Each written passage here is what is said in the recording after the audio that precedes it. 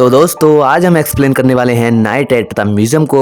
और हाँ दोस्तों, अगर आपने चैनल को सब्सक्राइब नहीं किया है तो प्लीज सब्सक्राइब कर लो। तो दोस्तों मूवी के अगले सीन में दिखाया जाता है कि बंदर उसकी चाबियां लेकर भाग जाता है और उस बंदर के पीछे भागते भागते बेला लड़का म्यूजियम में आकर देखता है कि जिन लोगों को वो समझा कर गया था उन लोगों में दोबारा से लड़ाई हो चुकी है और वो ये देखकर बहुत ज्यादा परेशान हो जाता है।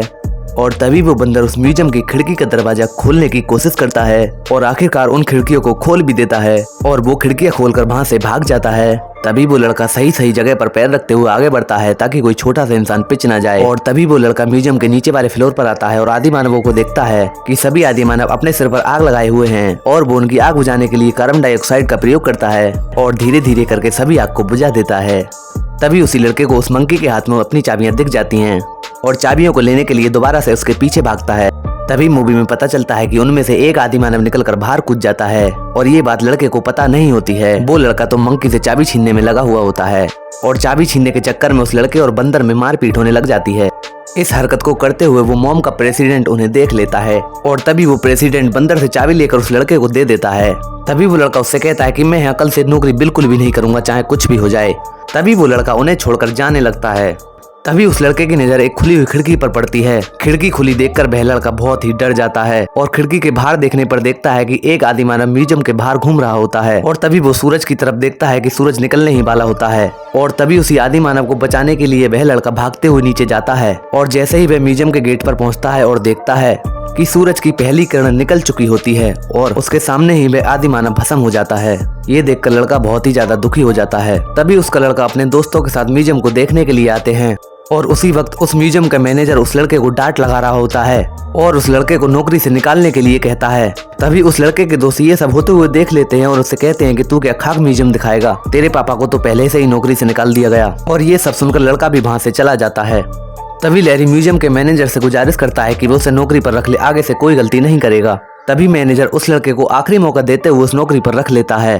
तभी लैरी अपने लड़के से मिलने के लिए उसके घर पर जाता है और उससे कहता है कि वह आज तुम्हें म्यूजियम दिखाने के लिए ले जाएगा।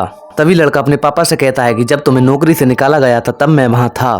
तभी लैरी बताता है कि मुझे दोबारा से नौकरी पर रख लिया गया है। और अगली रात को म्यूजियम में आकर देखता है कि म्यूजियम बंद हो चुका होता है लेकिन वो लड़की वहीं पर बैठी होती है। तभी लड़का उस लड़की से कहता है कि म्यूजियम का गेट बंद होने वाला है और तुम्हारे जाने का टाइम हो गया है। तभी लड़की उस लड़के से कहती है कि मुझे इसके बारे में अभी और जानना था और इसीलिए मैं इतनी देर तक रुक कर ये सब सोच रही थी। लेकिन तभी लड़का उस लड़के को पीछे से आवाज लगाता है और कहता है कि अगर इस लड़की के बारे में तुम्हें जानना है तो खुद तुम इसी से पूछ सकती हो।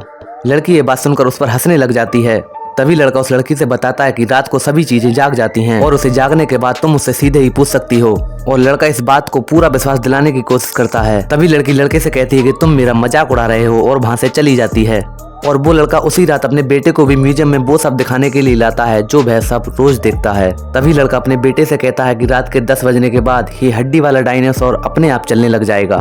तभी रात के 10 बज जाते हैं लेकिन डायनासोर नहीं उठता है। छोटा लड़का ये सब देखकर अपने पापा की हरकतें देखकर उन्हें पागल समझने लग जाता है। तभी छोटा लड़का अपने पापा से कहता है कि मुझे इतना पागल क्यों बना रहे हो।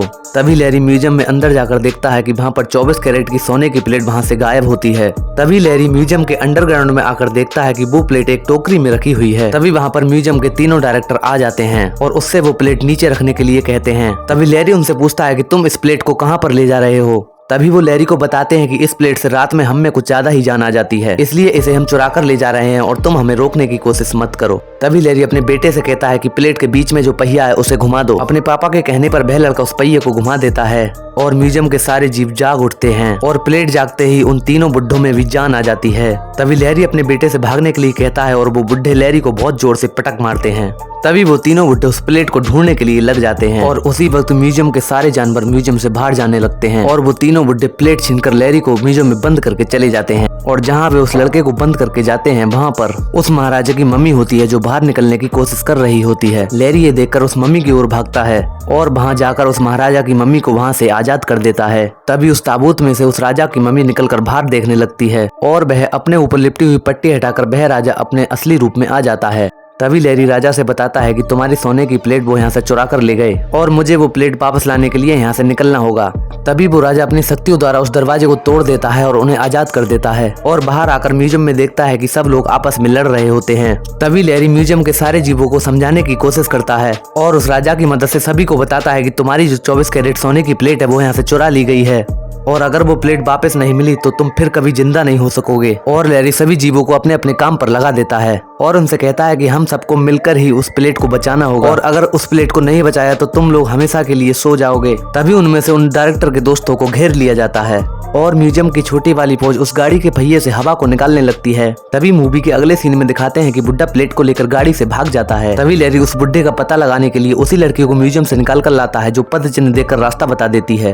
तभी मूवी में दिखाते हैं कि वो बुड्ढा उस प्लेट को लेकर उस वाले रथ से भागता है जो रथ आज तक रुका ही नहीं। तभी मूवी में हड्डियों वाला डायनासोर उस रथ के आगे आ जाता है और उस रथ का एक्सीडेंट हो जाता है और इसी बीच लैरी की रिमोट कार भी जल जाती है जिसमें दो छोटे छोटे बौने बैठे हुए थे। रथ का एक्सीडेंट होने पर वह प्लेट नीचे गिर जाती है और लैरी उस प्लेट को झट से उठा लेता है और साथ में उस बुड्ढे को पकड़कर उस राजा के हवाले कर देता है और राजा उस बुड्ढे को चीरने और फाड़ने वाले आदि मानवों के हवाले कर देता है। तभी राजा प्लेट पर मंत्र पड़ता है और सारे जीव म्यूजियम के अंदर आने लगते हैं और इसी बीच वो लड़की भी उन जीवों को अंदर आते हुए देख लेती है और लैरी की कही हुई बात का उसे भरोसा हो जाता है और ये देखकर वह लड़की उसी वक्त म्यूजियम में लैरी से मिलने के लिए आ जाती है और लैरी से उस लड़की से बात करने के लिए कहती है। लैरी पूछता है क्या तुम्हें इसी समय उससे बात करनी है? तभी लड़की हाँ में जवाब दे देती है और लैरी उस लड़की को उस लड़की से मिलवा ही देता है और उससे वो सारी बातें पूछने लगती है। और अगले दिन ये खबर न्यूज में छप जाती है कि म्यूजियम के चारों ओर अफरा तफरी देखी गई है। ये सब न्यूज सुनकर उस म्यूजियम का मैनेजर उस लड़के को नौकरी से निकालने ही वाला होता है, लेकिन म्यूजियम में इतनी सारी भीड़ देखकर वह दंग रह जाता है। म्यूजियम में इतनी सारी पब्लिक देखकर वह लड़के को चाबियां दोबारा देने का फैसला करता है और लैरी को दोबारा से नौकरी पर रहने के लिए कहता है। लैरी ये देखकर बहुत ज्यादा खुश होता है और उस दिन के बाद म्यूजियम के सारे जीव आराम से नाचने और गाने लगते हैं और आराम से रहने लग जाते हैं। दोस्तों, अगर वीडियो थोड़ी सी भी अच्छी लगी हो तो प्लीज चैनल को सब्सक्राइब कर देना।